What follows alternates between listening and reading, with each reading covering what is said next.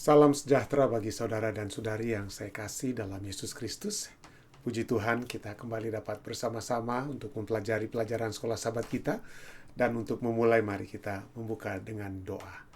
Bapa yang penuh kasih dalam takhta kerajaan surga, terima kasih Tuhan.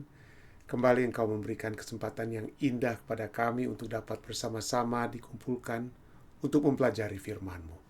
Bawalah kami Tuhan untuk bukan hanya menjadi pendengar-pendengar firman, tetapi juga menjadi pelaku-pelaku firman. Dan Roh Kudus kiranya Engkau menuntun kami, sehingga kami semua dapat menjadi pelaku-pelaku firman tersebut. Terima kasih Tuhan, Kau sudah mendengar dan menjawab doa kami. Segala doa dan permohonan ini telah hamba bawa Tuhan, hanya di dalam nama Yesus Kristus, Tuhan dan Juru Selamat Nebus kami. Amin. Baik saudara yang saya kasih dalam Yesus Kristus, pada saat ini, sepanjang minggu ini kita sudah melihat judul pembahasan kita adalah bagaimana kita dapat mengenal Allah. Dan apa yang dapat kita kenal dari Allah itu, yang seharusnya menjadi satu hal yang kita dapat memiliki hubungan yang secara lengkap, langsung dengan Allah yang kita kenal. Apa yang dapat kita ketahui tentang Dia? Dan saat ini kita akan membahas tentang Allah yang adalah kudus. Allah yang adalah kudus. Baik, mari kita lihat ringkasan pelajaran yang dapat kita ambil dari penulis pelajaran sekolah sahabat kita, di mana di sana dikatakan bahwa kekudusan adalah inti dari karakter Allah. Alkitab menggambarkan bahwa Allah sepenuhnya terpisah dari dosa dan kejahatan. Dia adalah Allah yang suci. Kata suci, kata kudus, kedosh ya. Bahasa aslinya itu berarti terpisah. Ia terpisah dari dosa dan kejahatan. Allah 100% baik tanpa campuran kejahatan sedikit pun. Bahwa kekudusan telah menjadi dasar dari semua sifat Allah. Nah, bagaimana kita lihat? Bukannya kasih pendeta, mungkin ada yang bertanya ya. Nanti kita lihat kekudusan sesungguhnya menjadi dasar dari semua sifatnya. Artinya segala sesuatu tentang Allah, baik itu kasih, kuasa, hikmat, itu bersumber dari kekudusannya. Bersumber dari kekudusan. Dan semua atribut Allah itu bersifat kudus. Misalnya kita bicara tentang kasih ya.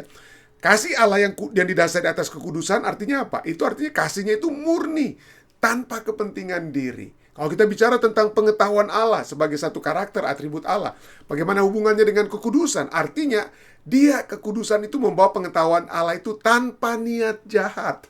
Ya, tanpa niat jahat. Kuasanya, kuasa Allah, bagaimana itu didasari oleh kekudusannya? Itu kuasanya itu tidak disalahgunakan oleh Allah. Tanpa kekudusan, maka kasih bisa menjadi manipulatif. Kasih bisa menjadi manipulatif, pengetahuan bisa menjadi berbahaya, dan kuasa bisa menjadi tirani. Tanpa kekudusan, kuasa itu akan menjadikan Allah sebagai diktator atau tiran ya. Karena Allah kudus, maka kita dapat mempercayainya dengan sepenuhnya karena ada kekudusan tersebutnya. Ketika manusia berdosa berhadapan dengan kekudusan Allah, responsnya itu selalu sama. Apa itu? Bagaimana responnya? Kita akan memiliki rasa takut dan gentar dalam arti kita menghormati Allah tersebut yang kudus ya. Kita juga akan merendahkan diri. Kita akan menyadari ketidaklayakan kita. Dan ini telah dialami contohnya oleh siapa ya? Umat-umat Tuhan di zaman Alkitab. Yang berhadapan dengan kekudusan Allah. Mereka merasa hormat, takut, dan gentar. Mereka merendahkan diri. Seperti Musa, Yesaya, Yeskiel, Daniel, dan Yohanes ya. Mereka tersungkur, menutupi wajah atau merasa seperti mati karena merasa tidak layak. Tidak layak. Hal ini telah menunjukkan apa ya? Adanya jurang besar antara kekudusan Allah dan keberdosaan manusia. Kekudusan Allah dan keberdosaan manusia itu jurang yang begitu besar ya. Di surga, kekudusan Allah itu terus diakui kekudusan Allah. Makhluk hidup berseru tanpa henti-henti. Seperti dalam Wahyu 4 ayat 8, kudus, kudus, kudus. Kekudusan telah menjadi pusat penyembahan. Dan hal ini menegaskan bahwa kekudusan adalah sifat utama yang mendefinisikan siapa Allah itu. Allah itu adalah kudus. Memahami kekudusan Allah itu seharusnya apa ya? Menjadi manifestasi, konsekuensi dari memahami kekudusan Allah, mengenal Allah. Itu membawa rasa hormat dan takut akan Tuhan. Ya. Membawa rasa hormat, takut akan, menumbuhkan kepercayaan penuh kita kepadanya. Dan mendorong kita hidup lebih suci dan setia. Membawa kita untuk hidup yang lebih suci dan setia. Kekudusan Allah bukan hanya untuk dipahami, tapi juga menjadi standar bagi kehidupan kita, menjadi patokan bagi kehidupan kita untuk mencari kekudusan Allah tersebut. Ya, cari kekudusan Allah. Baik. Pada saat ini, mari kita lihat tentang Allah yang kudus tersebut dan apa manifestasinya dalam kehidupan kita. Apa relevansi Allah yang kudus? Apakah dia memiliki kekudusan itu hanya untuk dirinya atau sesuatu juga yang merupakan jadi satu standar ya kehendak Allah dalam kehidupan kita? Dan kalau itu jadi dalam kehidupan kita, bagaimana caranya kita yang berdosa ini dapat memperoleh apa ya? Kekudusan ya. Firman Tuhan tadi sudah cukup jelas. Allah adalah kudus ya. Kita lihat Yesaya 6:3. Katakan apa? Kudus, kudus, kudus. Tiga kali ya. Kudus, kudus, kudus. Tuhan semesta alam. Seluruh bumi penuh dengan kemuliaannya. Dan ini bukan hanya di perjanjian lama. Ini juga kita dapat lihat di perjanjian baru. Ya. Perjanjian baru. Wahyu 4 ayat 8 ya. Malaikat-malaikat di surga akan memuja-muji Allah. Dengan kata apa? Pemujaannya. Kudus, kudus, kuduslah Tuhan Allah yang Maha Kuasa, yang sudah ada dan yang ada dan yang akan datang. Ya. Kenapa ini menjadi dasar dari semua karakter Allah, ya, dari sifat-sifat Allah lainnya, termasuk kasih. Ya. Kasih itu adalah karakter Allah, penting. Allah itu kasih adanya. Tentu saja kita pernah mendengar. Tapi pernahkah Anda baca misalnya di Alkitab, kasih, kasih, kasih, diulang 3 kali. Kalau dalam Alkitab diulang sampai 3 kali, artinya lengkap, sempurna ya. Artinya penuh begitu dengan kata lain ya. Jadi tidak pernah kan kita dengar kasih, kasih, kasih. Gak ada tulisan di Alkitab seperti itu. Jadi dengan disinilah kita bisa melihat bahwa kekudusan adalah inti atau dasar dari siapa Allah itu. Kalau Allah itu kasih, dasarnya adalah kekudusannya. Dasarnya adalah kekudusan Allah tersebut. Kekudusan Allah itu berarti bahwa dia terpisah dari ciptaan dan dari dosa ya. Apalagi dosa ya, dari ciptaan. Dia berada di atas daripada ciptaan. Kenapa? Karena dia pencipta yang kudus ya. Keluaran 15 ayat 11 katakan, siapakah seperti engkau di antara para Allah ya Tuhan? Siapakah seperti engkau? Mulia karena kekudusanmu. Kemuliaan Tuhan karena apa? Kekudusannya. Dia terpisah ya. Jadi keterpisahan Allah itu artinya apa? Keterpisahan Allah itu artinya bahwa Allah bukan ciptaan, bukan manusia, ya. Dan bahwa Allah itu transenden, berada di atas, jauh di atas segala sesuatu, ya. Jauh dari atas segala sesuatu. Tapi bukan berarti Allah itu tidak peduli. Kita membaca juga ya, Allah itu dekat di hati orang yang remuk hatinya. Walaupun dia jauh di atas, tapi dia juga dalam kehadirannya, dia dapat bersama-sama dengan kita dan peduli dengan kita. Contohnya saja ya, kita lihat bagaimana sinar matahari. Itu dapat memberikan kehidupan, memberikan terang, memberikan yang terbaik dapat terjadi. Tetapi kalau kita terlalu dekat, ya, karena kita dengan matahari, maka kita bisa terbakar. Demikian juga manusia yang berdosa itu, terpisahnya itu, kalaupun kita menerima berkat-berkat Allah, tetapi kita tidak bisa dalam keberdosaan kita saat ini bertemu dengan Allah yang kudus. Hangus kita ya.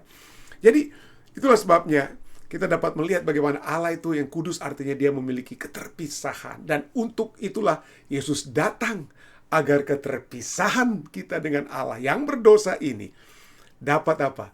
Hilang keterpisahan tersebut. Melalui Yesus kita dapat kembali disatukan dengan Allah. Allah adalah kudus juga memiliki arti apa? Itu artinya kemurnian yang sempurna. Kemurnian yang sempurna. Dalam 1 Yohanes 1 ayat 5 katakan apa? Allah adalah terang dan di dalam dia sama sekali tidak ada kegelapan. Ya. Sama sekali tidak ada kegelapan. Jadi apa artinya? Bahwa kemurnian yang sempurna Allah ini berarti apa? Artinya Allah tidak pernah apa? Tidak pernah berbuat salah. Dia tidak pernah berbuat salah. Kalau ada pilihan salah itu manusia yang membuat pilihan yang salah. Karena kebebasan memilih yang kita miliki. Allah tidak akan berpikir jahat. Tidak ada rancangan-rancangannya untuk mencelakakan saudara dan saya. Tidak ada. Allah tidak berpikir jahat. Dan Allah tidak akan pernah bertindak dengan tidak adil. Itulah Allah kita. Allah tidak berbuat salah, tidak berpikiran jahat, dan bertindak dengan adil. Dan Allah yang kudus ini rindu agar saudara dan saya juga dapat bersama-sama dengan dia. Tapi untuk bersama dengan dia, kita harus berada dalam apa? Satu kekudusan Ya, satu, keadaan yang kudus. Kita harus kudus, dan ini juga merupakan ajaran Alkitab. Alkitab berbicara tentang kita seperti Allah yang kudus. Kita juga harus menjadi orang umat Tuhan yang kudus. Imamat 11 ayat 44 katakan apa? Sebab akulah Tuhan Allahmu, maka haruslah, itu bukan pilihan. Bukan semoga bisa terjadi. Ini perintah, ya. Ini perintah, ini adalah panggilan hidup, ya, untuk hidup, ya. Haruslah kamu menguduskan dirimu, dan haruslah kamu kudus, sebab aku ini kudus. Kita harus kudus. Ini bukan hanya yang ditulis di perjanjian lama, sekali lagi, ya. Kita lihat ini juga ditulis, dimintakan juga oleh Rasul Petrus, dan ditulis juga di perjanjian baru dalam 1 Petrus 1 ayat 15-6. Sana dikatakan, tetapi hendaklah kamu menjadi kudus di dalam seluruh hidupmu, sama seperti Dia yang kudus, yang telah memanggil kamu. Sebab ada tertulis, kuduslah kamu, sebab aku kudus. Jadi kita harus kudus, dan kita telah menjadi umat-umat Tuhan yang telah dipanggilnya, telah diselamatkan. Saat kita menerima Yesus Kristus, kita dipanggil untuk apa, ya? Untuk memiliki kehidupan yang kudus, dipanggil untuk kudus. 1 Tesalonika 4 ayat 7 katakan Allah, apa, ya? Allah memanggil kita, menjadi umat-umatnya, ya, dengan kata lainnya, bukanlah untuk melakukan apa yang cemar, melainkan apa yang kudus. Dia panggil. Dan kalau Dia memanggil kita untuk sesuatu yang kudus, itulah untuk kebahagiaan kita. Untuk kebahagiaan kita. Dan ini contoh lain berikutnya, ayat lainnya dituliskan juga dalam ayatnya 1 dan 3 dari 1 Tesalonika 4 ini sama, ya, dikatakan apa? Kamu harus hidup supaya berkenan kepada Allah. Karena inilah kehendak Allah, pengudusanmu, supaya kamu menjauhi percabulan. Ya. Coba menarik, ya. Allah tahu kenapa mungkin kehendak manusia itu pada umumnya supaya kita itu berbahagia, ya. Kehendak kita, ya, jarang kita berpikir tentang pengudusan, ya. Oh, yang penting saya senang, I'm happy, ya. Kita ingin memiliki kebahagiaan, ya. Gembira, memiliki kegembiraan. Tapi kehendak Tuhan itu bukan kegembiraan. Kegembiraan itu adalah hasil dari pengudusan, ya. Ya, tidak bertentangan antara kegembiraan dengan pengudusan atau kekudusan. Kegembiraan dan kekudusan itu tidak berlawanan. Tapi dalam kehidupan manusia, misalnya, kita seringkali melihat kalau saya hidup kudus, saya dianggap sok suci, dianggap sok suci, maka nggak ada kegembiraan, nggak ada teman, dijauhi kita karena kita dianggap sok suci. Kita tidak melakukan kesucian karena kita supaya dianggap suci, saudara, tidak, ya. Tapi Allah dapat membuat kekudusan dalam kehidupan kita, ya. Dan itu Dia tahu, itu yang berkenan, itu adalah kehendaknya, itulah yang memberikan damai sukacita yang sejati.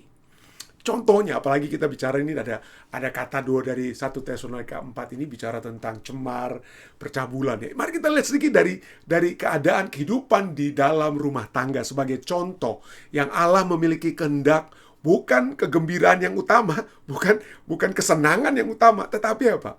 Kekudusan. Mari kita lihat, kita masuk dalam pernikahan yang kudus, ya. Pernikahan, apakah satu statement dapat kita lihat, ya, sehubungan dengan pernikahan. Apakah pernikahan itu kudus atau suci atau happy? Happy artinya gembira, gitu. Seringkali kita masuk ke pernikahan supaya kita gembira, supaya kita senang-senang dalam pernikahan. Tetapi yang diutamakan Allah bukan kegembiraan senang. Ya, walaupun itu tentu saja dapat merupakan hasil dari kekudusan. Yang dicari pertama-tama adalah apa? Adalah kekudusan. Tapi manusia terbalik. Mereka cari dulu apa? Kesenangan. Oh, karena saya senang supaya dapat memiliki hubungan seks dan lain sebagainya, maka saya akan masuk dalam pernikahan dan lain sebagainya, ya. Kurang lebih alasan. Banyak orang masuk dengan alasan yang macam-macam, ya. Tapi poinnya itu, ya, mungkin mencari kegembiraan, kesenangan. Ya. Dan pada akhirnya yang terjadi adalah pada saat mereka yang utamakan fokusnya itu adalah kesenangan, gantinya kekudusan, maka seringkali itu hanya berakhir. Begitu kesenangan itu habis bulan madu, habis juga apa? Habis juga itu kesenangan, ya, seringkali. Atau setelah beberapa tahun begitu, ya, habis itu kesenangan. Karena fokusnya kesenangan.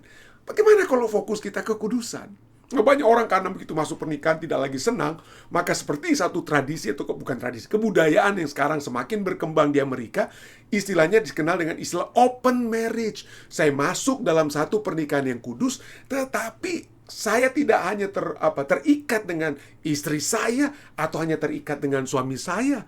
Kita memiliki apa yang disebut dengan pernikahan yang terbuka. Artinya supaya ada apa?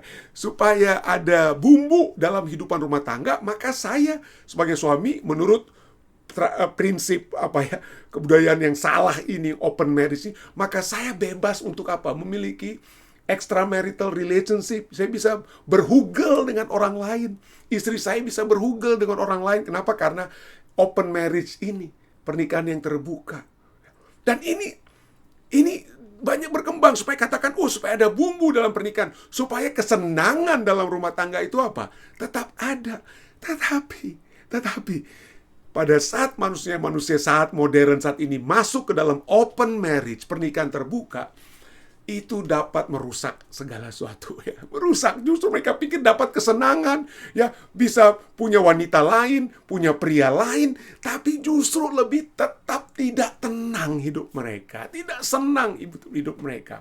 Itulah sebabnya dalam satu buku yang ada juga dia punya audiobooknya, ya, Victoria Jenkins, dia bicara tentang open marriage. Dia katakan apa? Sepertinya itu untuk menyelamatkan pernikahan, tetapi justru itu lebih merusak pernikahan. Kenapa? Karena pernikahan itu tidak pernah kita masuk ke dalam pernikahan yang senang, ya. Kita masuk ke dalam pernikahan yang kudus. Istilahnya itu tentang pernikahan itu adalah kekudusan yang menjadi fokus, bukan kesenangan. Kalau kita cari yang utama dari kekudusan, maka kesenangan itu ada. Tapi kalau kita cari kesenangan, maka kesenangan itu nggak pernah akan ada, atau panjang umurnya tidak akan kesenangan itu panjang umurnya. Coba kita cari seperti yang kalimat ini, holy matrimony, pernikahan yang kudus. Artinya fokus pernikahan itu haruslah kekudusan. Tidak heran dalam bukunya Gary Thomas, dalam Sacred Marriage, dia katakan, jika tujuan pernikahan hanya untuk menikmati kegairahan dan membuat saya senang atau bahagia, only to make me happy, maka saya harus mendapatkan pernikahan baru setiap 2 atau 3 tahun. Kenapa? Karena pada umumnya 2 atau 3 tahun kalau kita cuma cari senang-senang, 2-3 tahun itulah kurang lebih menurut Gary Thomas habis kesenangan kita itu, ya. Tapi kalau kita terus cari kekudusan, maka kesenangan itu itu akan ada. Itulah sebabnya dalam satu artikel ini, ya, yang ditulis ini katakan choosing holiness over happiness in marriage. Mari kita pilih kekudusan dalam pernikahan yang kudus, ya. Gantinya yang kita cari itu kesenangan. Kenapa? Karena kalau kita cari kesenangan, itu dapat berakhir. Tapi dalam pernikahan yang kudus, kalau yang kita cari kekudusan, kita dapat kesenangan, ya. Itulah sebabnya dalam bukunya Thomas Brooks juga, Holiness, ini dikatakan hanya kekudusan yang meletakkan mahkota kebahagiaan di atas kepala orang Kristen. Jadi kebahagiaan yang sejati itu ada didasari oleh kekudusan. Kita dipanggil untuk kudus. Tadi kita sudah lihat, ya. Allah memanggil kita bukan untuk melakukan apa yang cemar, ya, melainkan apa yang kudus. Kamu harus hidup supaya berkenan kepada Allah, karena inilah kehendak Allah, pengudusanmu. Ya, kita sering membahas ini bahwa kita ada 3. Pada saat kita dipanggil, kita dipilih oleh Tuhan, dan kita menerima pilihan Tuhan untuk menjadi anak-anak Tuhan, maka kita masuk dalam proses yang pertama, itu adalah proses pembenaran. Allah menerima kita sebagaimana kita apa adanya. Dan inilah proses pembenaran, atau kita sering dengar dengan istilah teologianya justification. Kita dibenarkan, ya. Kita telah diselamatkan dari hukuman, dari penalti dosa dalam proses pembenaran itu. Tetapi kita jangan hanya berada di mana? Proses pembenaran, kita harus masuk saat ini. Kita berada dalam proses pengudusan. Artinya, bukan lagi kita telah diselamatkan dari hukuman atau penalti dosa, tapi kita sedang diselamatkan dari kuasa, power of sin, dari kuasa dosa. Ya, ada 3P di sini. Penalti yang pertama, yang sekarang sedang berlangsung adalah kita dilepaskan, diselamatkan dari kuasa, power of sin. Itulah proses pengudusan. Dari hari ke hari, Kita terus melihat wajah Tuhan. Dari hari ke hari kita diingatkan oleh firman Tuhan. Dan itu membawa kita kepada apa? Kepada dalam proses pengudusan. Dan pada akhirnya kita akan masuk proses yang terakhir. Saat kita bertemu dengan Allah kita akan masuk ke dalam proses pemuliaan, glorification. Ya, mulai dengan pembenaran, justification, pengudusan, sanctification, dan pada akhirnya kita masuk ke dalam proses glorification, proses pemuliaan di mana kita akan diselamatkan dari kehadiran, dari presence of sin, dari kehadiran dosa.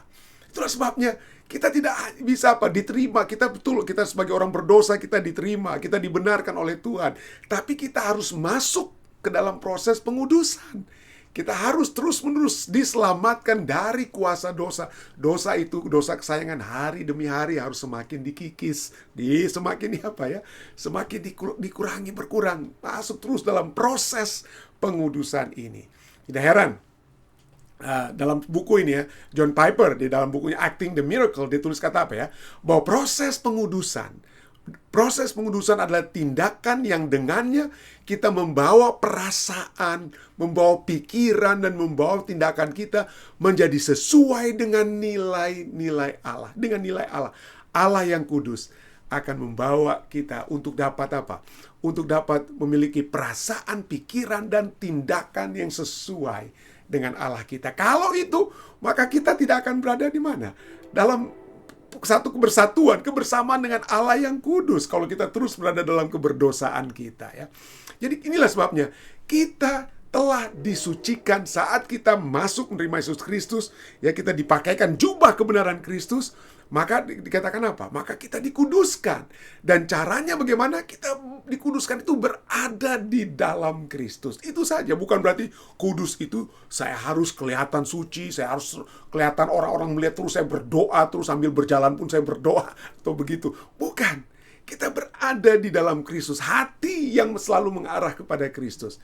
1 Korintus 1 itu katakan apa? Kepada jemaat Allah di Korintus, Rasul Paulus menulis, mereka yang dikuduskan dalam Kristus Yesus dan yang dipanggil untuk apa? Menjadi apa? Menjadi orang-orang kudus. 1 Korintus 6 ayat 11 katakan, tetapi kamu telah memberi dirimu disucikan. Jadi ini kata telah artinya sudah terjadi. Dan artinya disucikan, artinya satu hal yang bukan kita lakukan, tetapi dilakukan terhadap kita. Ya. Sesuatu yang dilakukan terhadap kita, telah dibuat kepada kita. Kita disucikan, bukan menyucikan diri kita sendiri. Itulah sebabnya Rasul Paulus kembali katakan apa? Kamu telah memberi dirimu disucikan. Kamu telah dikuduskan. Kamu telah dibenarkan dalam nama Tuhan Yesus Kristus dan dalam roh Allah kita. Jadi cara kita disucikan apa? Kita berada di dalam Kristus. Berada di dalam. Kenapa? Karena hanya Allah lah yang menguduskan kita. Kita masuk dalam hari kesucian Allah, hari Sabat itu ya. Kenapa? Supaya apa? Firman Tuhan dalam Keluaran 31:13. Karena apa? Supaya kamu mengetahui bahwa akulah Tuhan yang apa? Tuhan yang menguduskan kamu. Jadi kita dikuduskan bukan oleh diri kita, usaha kita, Allah yang telah kuduskan kita, dan Allah akan terus menguduskan kita saat kita terus-menerus berada di dalam Kristus. Ya. Itulah sebabnya firman Tuhan dalam Ibrani 12 ayat 14 katakan apa? Kejarlah kekudusan. Ya, kejarlah kekudusan. Artinya terus berada di dalam Kristus. Ya.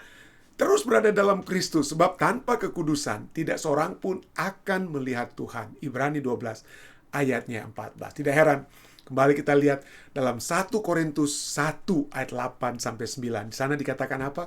Ia juga akan meneguhkan kamu sampai kepada kesudahannya. Tuhan yang akan meneguhkan kita sampai kesudahannya. Sehingga kamu tidak bercacat pada hari Tuhan kita, Yesus Kristus.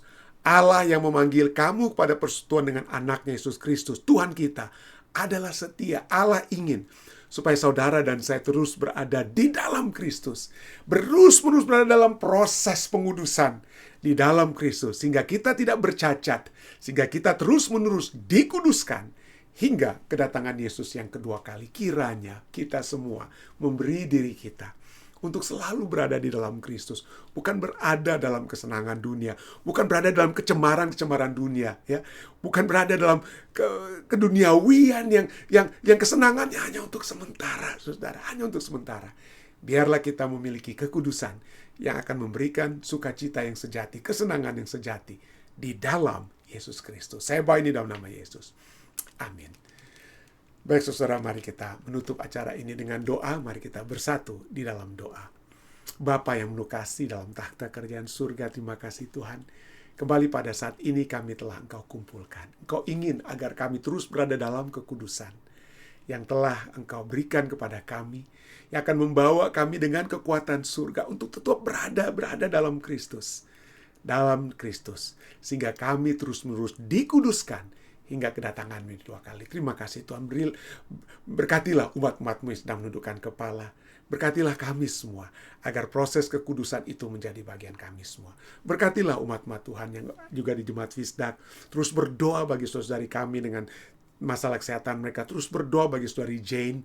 Kami terus berdoa, Tuhan, kuatkan dia.